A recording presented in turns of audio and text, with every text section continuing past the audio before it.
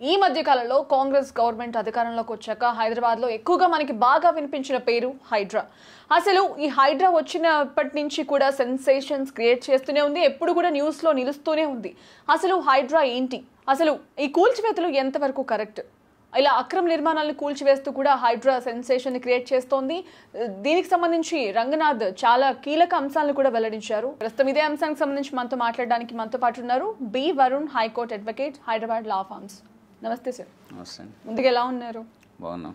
So మనం చూసుకున్నట్టయితే Congress government అధికారంలో వచ్చినప్పటి నుంచి కూడా హైడ్రా పేరు బాగా వినిపిస్తోంది. ఎక్కడ చూసుకున్నా కూడా హైడ్రా కూల్చివేతలే జరుగుతున్నాయి. సో ఈ మధ్య కాలంలో సెన్సేషన్, మీరు ఒక మాట కూడా చెప్పారు, హైదరాబాద్ అనేది 80% హైడ్రాలోనే ఉంది అని చెప్పేసి కూడా మీరు ఒక మాట అన్నారు. అది ఎంతవరకు కరెక్ట్ అసలు? యాక్చువల్గా మనకు హైడ్రా అంటే హైదరాబాద్ ఇది disaster response monitoring and protection కిందకి వస్తుంది.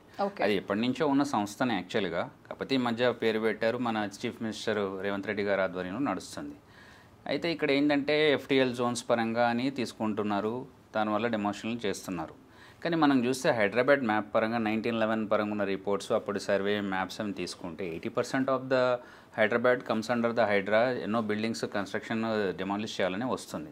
ఇప్పుడు మీరు తీసుకుంటే ట్యాంక్ బండ్ కానీ తనకు ఉన్న సరౌండింగ్ ఏరియాస్ కూడా అంతా ఆ FTL జోన్ కిందకే వస్తుంది. మరి అక్కడ మనకు GHMC ఆఫీస్ అక్కడే ఉంది, మన IMAX థియేటర్ అక్కడే ఉంది, సెక్రటేరియట్ అక్కడే ఉంది, పెద్ద పెద్ద బిల్డింగ్స్ కాంప్లెక్సెస్ అన్నీ అక్కడ ఉన్నాయి.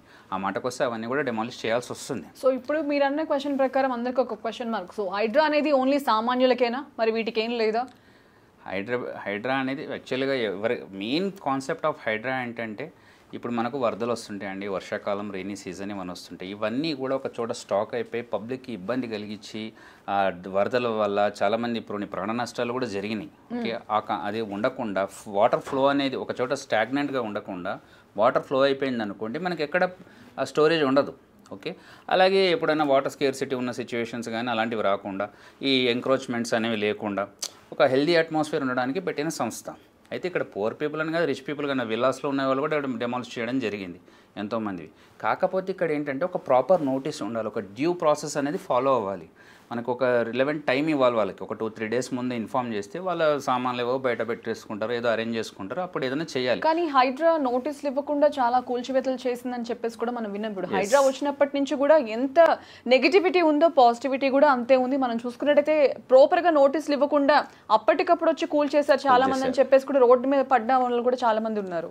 కొన్ని కేసెస్లో అయితే జస్ట్ 10 minutes ముందే ఇన్ఫార్మ్ చేయడం జరిగింది వాళ్ళకి. యాక్చువల్గా ఏంటంటే డ్యూ ప్రాసెస్ అనేది ఫాలో అవ్వాలి. యాక్చువల్గా హైడ్రా అనే కాన్సెప్ట్ మంచిదే. హైదరాబాద్ని ఈ బఫర్ జోన్స్లో ఏవైతే ఉన్నాయో అవన్నీ తీసేసి మంచిగా ఈ వరదల నుంచి మిగతా ఎంక్రోచ్మెంట్ నుంచి మంచిగా చూడాలనేది మెయిన్ ఇంటెన్షన్ బాగుంది. సో మంచి ఎవరికి అసలు మీరు అన్నారు మంచిదే అన్నారు, అసలు మంచి ఎవరికి జరుగుతుంది? అసలు ఈ చాలా మందికి అయితే చెడే జరిగిందని చెప్పుకోవాలి. ఎందుకంటే ఇక్కడ దీని బ్యాక్గ్రౌండ్ చూసుకుంటే మనకు ఒక సబ్ రిజిస్టర్ ఆఫీస్లో వాళ్ళు రిజిస్ట్రేషన్ చేయాలని ఒకటి, అది GHMC పర్మిషన్ ఇస్తే కానీ, లేకపోతే వాళ్ళకి ప్రాపర్టీ ట్యాక్స్ కడితే కానీ, లేకపోతే దానికి అన్నీ ఉంటే కానీ వాళ్ళు చేయరు.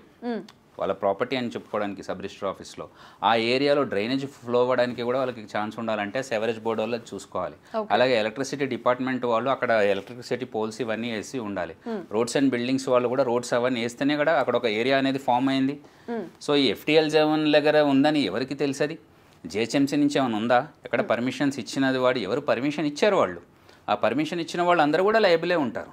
సో ఈ వీళ్ళకి ఇనఫ్ టైం, అదే డ్యూ ప్రాసెస్ అనేది ఫాలో అయ్యే సిస్టమేటిక్ ప్రొసీజర్ లేకుండా మొత్తం కూల్ చేయడం అనేది కరెక్ట్ కాదు.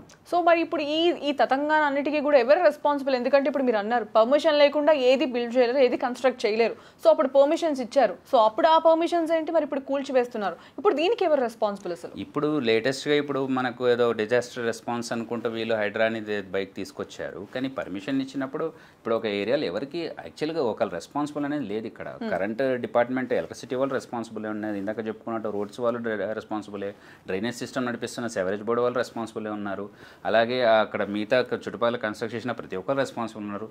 దానికి రిజిస్ట్రేషన్ చేసిన సబ్ రిజిస్టర్ కూడా రెస్పాన్సిబుల్ ఉన్నాడు. ఎందుకంటే వాళ్ళకి మెయిన్గా బ్యాంక్ లోన్స్ ఇచ్చినా కూడా ఎవరికైనా లిక్విడ్ క్యాష్ ఉండదు. బ్యాంక్ లోన్స్ ఎవరిస్తారు? బ్యాంక్ అన్ని డాక్యుమెంట్స్ వెరిఫై చేసే ఇస్తుంది. అది ఎక్కడ ఉంది, కరెక్ట్ లయబుల్గా ఉన్నారా, వీళ్ళంతా కరెక్ట్గా ఉన్న డాక్యుమెంట్స్ చూస్తారు. మళ్ళీ GHMC నుంచి పర్మిషన్ వచ్చింది, మరి పర్మిషన్ వచ్చిన తర్వాత అది తప్పని ఎవరు అనుకోరు.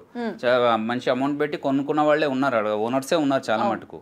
సో అక్కడ ప్రతి ఒక్కరు రెస్పాన్సిబుల్. అది ఏంటంటే దానికి ఒక సిస్టమేటిక్ సర్వే చేయకుండా, దానికి స్టడీ చేయకుండా ఓవరాల్గా ఒకేసారి ఏదో పాత కక్షలు ఉండి పలానా డెమాన్స్ట్రేట్ చేయాలి, దానికి ఏదో రీజన్ అన్నట్టుగా జరిగింది తప్ప దానికి ఒక శాస్త్రీయ దృక్పథంతో దానికి సర్వే చేయలేదు. Our top class and most luxurious apartment, Sunshine Destino, is located in the heart of the financial district, Hyderabad. The project is surrounded by international schools, IT parks and multi-specialty hospitals. Sunshine Destino have 5.5 acres land, 535 luxurious flats, 2 clubhouses, all type of indoor outdoor games and amenities, kids play area with beautiful gardens. Please contact us.